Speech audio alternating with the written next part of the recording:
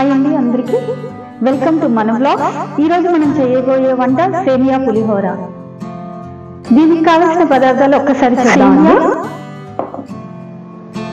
శనగపప్పు, మినప్పప్పు, జీలకర్ర.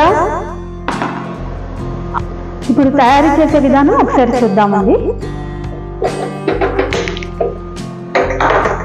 గిన్నె పెట్టి ముందుగా నీళ్లు వేయాలి.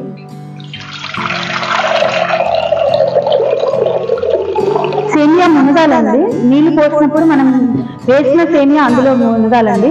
నీళ్ళు త్వరగా వేడెక్కాలి అంటే మూత పెట్టేసి ఉంచండి. ఒకసారి చూద్దామండి నీళ్లు మరుగుతున్నాయని. నీళ్లు బాగా మరిగాయండి.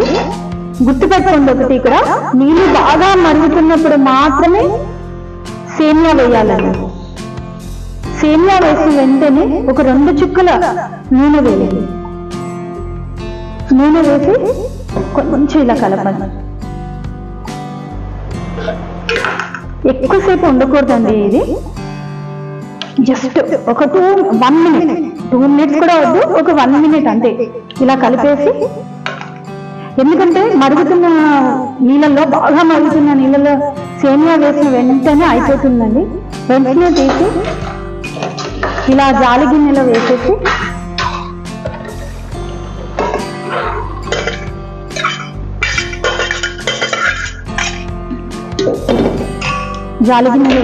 కొంచెం చల్లనీళ్ళండి,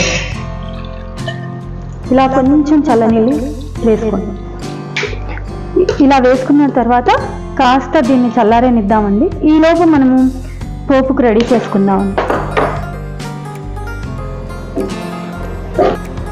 ఇప్పుడు కొంచెం నూనె తీసుకొని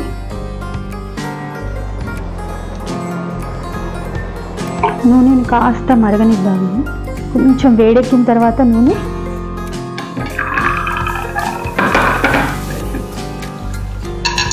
కొంచెం శనగపప్పు,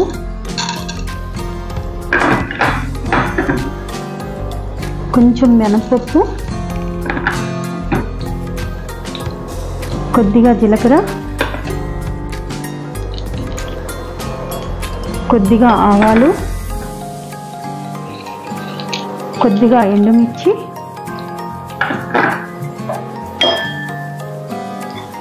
కొద్దిగా కరివేపాకు,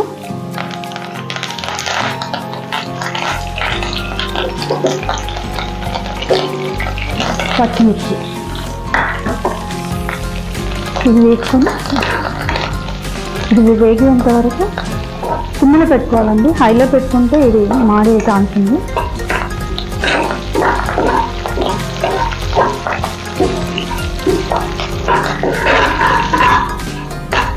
దీన్ని ఇలా కలుపుతూ ఉండాలండి.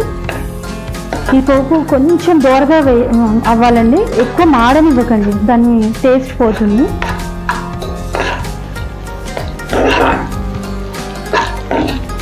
అయిన తర్వాత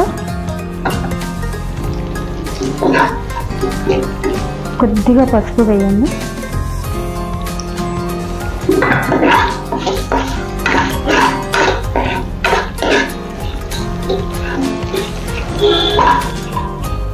ఇలా కాస్త దూరగా అయిన తర్వాత స్టవ్ ఆఫ్ చేసుకోవాలండి. ఆఫ్ చేసుకున్న తర్వాత సరిపడే ఉప్పు వేసుకొని ఒక్కసారి మళ్ళీ కలుపుకోవాలి. ఉప్పు దాంట్లో వేడిగా ఉంటుంది కాబట్టి తొందరగా మెల్ట్ అయిపోతుంది.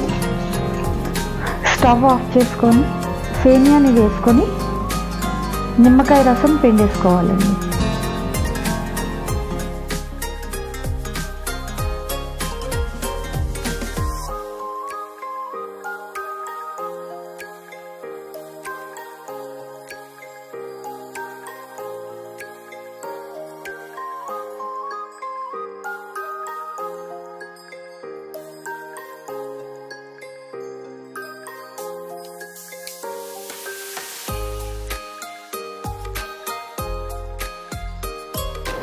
సేమియా పులిహోర రెడీ అండి. దీన్ని వేడిగా కూడా తినొచ్చు, చల్లారిన తర్వాత కూడా తినొచ్చు అండి. ఈ రెసిపీ కనుక మీకు నచ్చినట్లయితే లైక్ చేయండి. మరిన్ని కొత్త వంటకాల కోసం ప్లీజ్ సబ్స్క్రైబ్ మన blog. Thank you for watching.